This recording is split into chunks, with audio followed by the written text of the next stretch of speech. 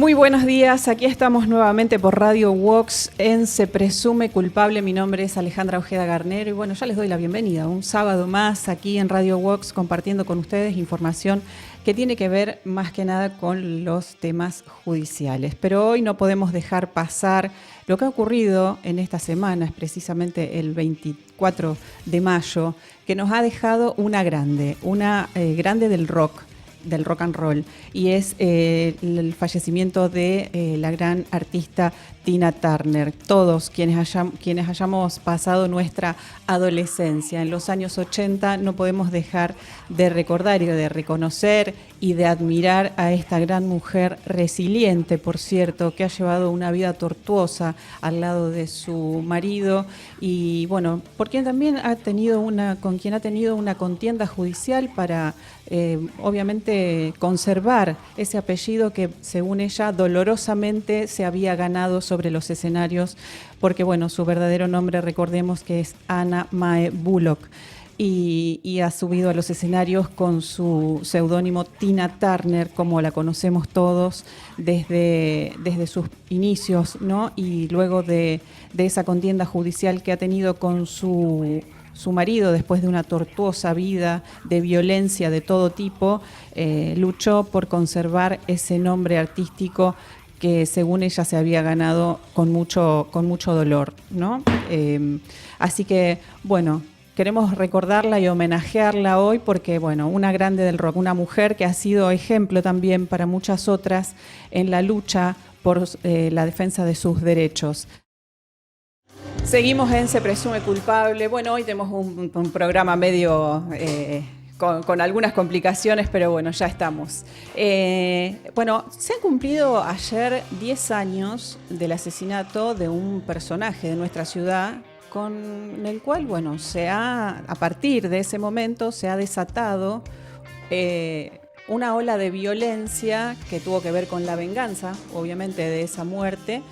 Que no estamos hablando ni más ni menos que de Claudio Pájaro Cantero, quien era el líder de Los Monos, y por lo cual podemos explicar esta violencia que estamos viviendo en estos días. Nosotros podemos decir, pasaron 10 años de ese asesinato, pero bueno, ese hecho puntual desató una guerra en nuestro territorio que, bueno, está hasta nuestros días, hasta el día de hoy, se está ahí dando batalla entre distintos sectores de la economía ilegal, podemos decir.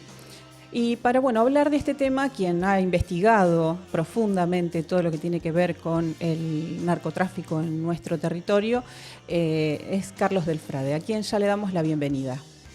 Buen día, Carlos. Hola, Alejandra. ¿Cómo estás? Buen día. Gracias por llamar. No, por favor, gracias a vos. Bueno, Carlos, se ha cumplido 10 años del asesinato del Pájaro Cantero y esto explica un poco la violencia que se ha desatado a partir de allí y la que seguimos viviendo hasta nuestros días. Sí, a mí me parece que es un hecho que ha partido en dos la historia de Rosario, pero no solamente la historia criminal, sino también la historia política y económica de la ciudad de Rosario, porque a partir de aquel momento lo que quedaba claro, que muchos sectores políticos y económicos que no querían hablar del desarrollo del narcotráfico en la ciudad de Rosario y de la violencia, terminan hoy hablando después de haber generado un silencio bastante parecido a la complicidad durante casi 15 años. Por eso para nosotros lo de ayer es un hecho muy pero muy poderoso y que imprescindiblemente merece algunas reflexiones, porque a partir de eso, el nivel de homicidios en estos 3 años, salvo en 3, fueron superiores a 200 homicidios, llegando al paroxismo de la violencia el año pasado, cuando tuvimos 288 homicidios aquí solamente en el departamento. Sí. Bueno, ¿cómo ves el panorama? Hay una cuestión que queda muy ahí en el aire y que por ahí se dice sin decirse tanto, pero como que en los años del socialismo ha habido un control. ¿Este control es realmente la negociación que hacía el Pájaro Cantero con el gobierno de turno o con qué tiene que ver? No, yo creo que hubo durante los gobiernos socialistas un no entender jamás que el problema policial es un problema político y algo también ha pasado evidentemente en el gobierno de Perotti, en donde tenemos niveles de homicidios enormes. Ninguna de las administraciones han sabido, entre otras cosas, solucionar el problema de fondo, que son los nichos de corrupción cada vez más presentes en la policía, que son los que generan las zonas liberadas para que actúan estas bandas narcopoliciales barriales, que desde entonces hasta hoy, por eso también es importante hacer ese análisis, en lugar de ser 4 grandes bandas como había allá en el 2013, hoy son más de 40 en el departamento Rosario.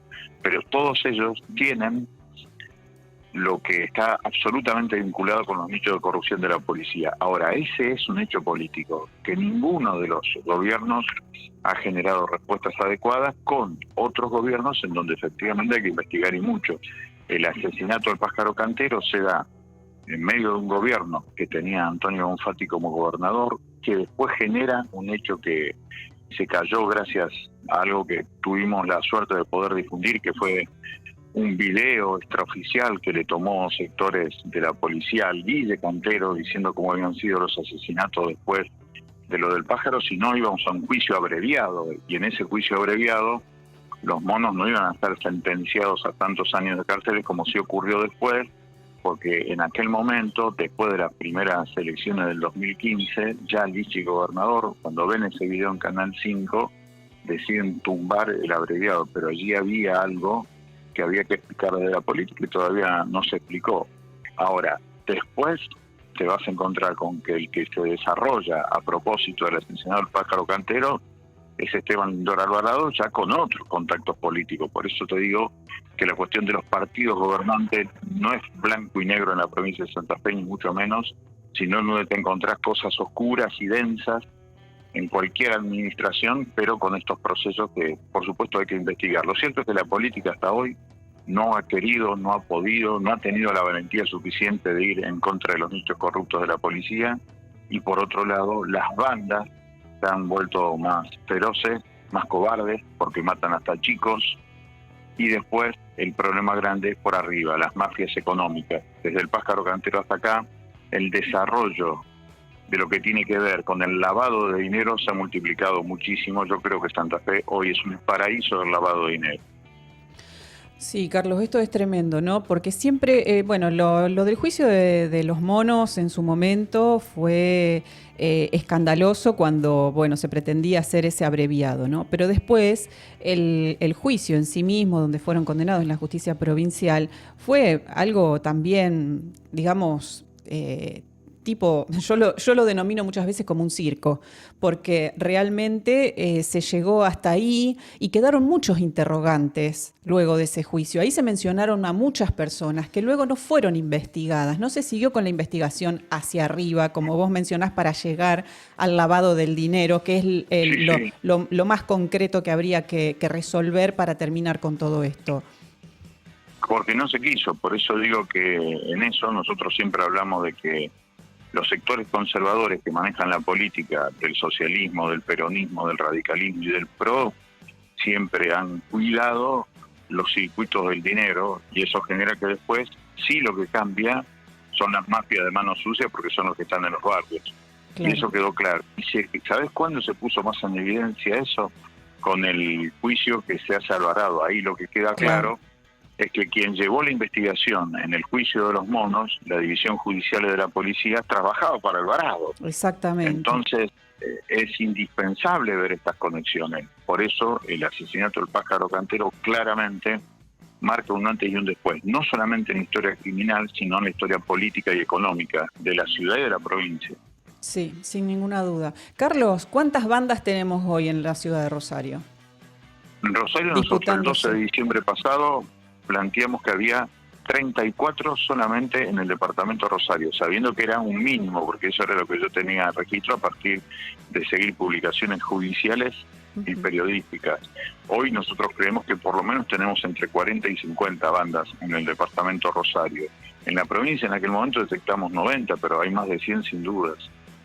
Claro, y eso es lo que genera... Son bandas narcopoliciales, insisto, claro. Narcopoliciales. Sí, porque esto no se podría hacer sin la complicidad de... Pero lo más grave, que es algo que plantea Marcelo Saín, es que el problema es acá en nuestro territorio, es que la policía está subordinada a las bandas narcos, a diferencia de la provincia de Buenos Aires, por ejemplo, que es al revés.